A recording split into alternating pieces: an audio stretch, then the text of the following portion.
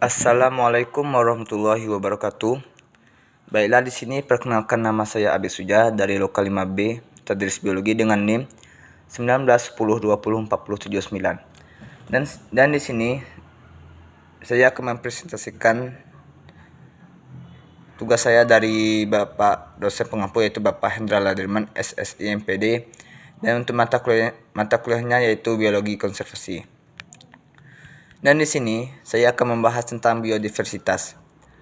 Biodiversitas adalah suatu istilah pembahasan yang mencakup semua bentuk kehidupan yang secara ilmiah dapat dikelompokkan menurut skala organisasi biologisnya, yaitu mencakup gen, spesies tumbuhan, hewan, dan organisme serta ekosistem dan proses-proses ekologi. Dan di mana bentuk kehidupan ini sebagiannya dapat juga diartikan sebagai kondisi keanekaragaman bentuk kehidupan dengan ekosistem tertentu.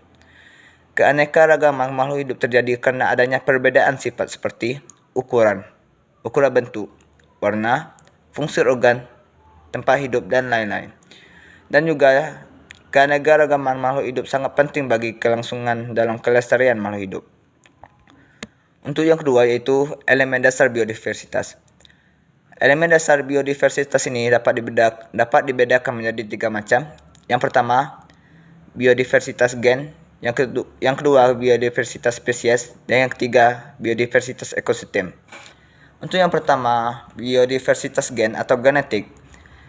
Pada suatu makhluk hidup dikendalikan oleh gen-gen yang ada di dalam kromosom yang dimilikinya.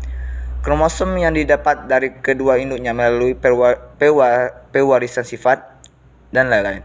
Untuk yang kedua yaitu biodiversitas spesies, yaitu jenis, adalah perbedaan yang dapat ditemukan pada komunitas atau kelompok berbagai spesies yang hidup di suatu tempat. Yang ketiga, biodiversitas ekosistem adalah suatu interaksi antara komunitas dan lingkungan abiotiknya pada suatu tempat dan waktu tertentu. Misalnya tempat hidup, suhu, udara, air, tanah, cahaya matahari, dan kelembapan dan mineral.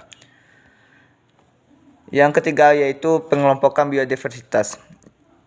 Yang pertama, diversitas diokomposisional mencakup apa yang dikenal dengan diversitas genetik dan ekosistem.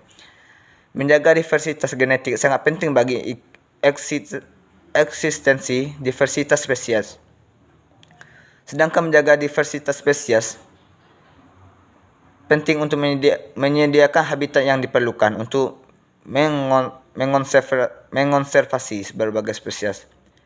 Yang kedua yaitu diversitas struktural.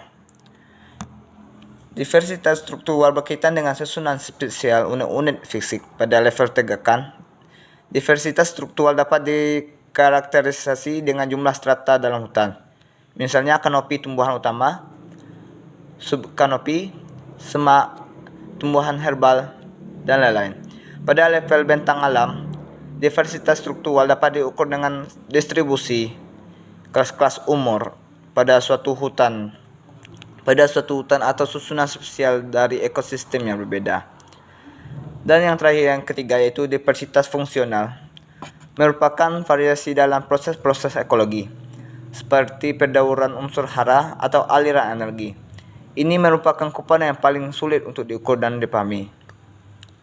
Dan perlu dipahami bahwa ketiga komponen diversitas tersebut saling berkaitan. Misalnya perubahan dalam diversitas komposisional dan struktural yang dapat mengakibatkan perubahan dalam proses-proses ekologi. Baik, hanya itu saja presentasi dari saya. Lebih dan kurang saya mohon maaf. Saya akhiri dengan salam. Wassalamualaikum warahmatullahi wabarakatuh.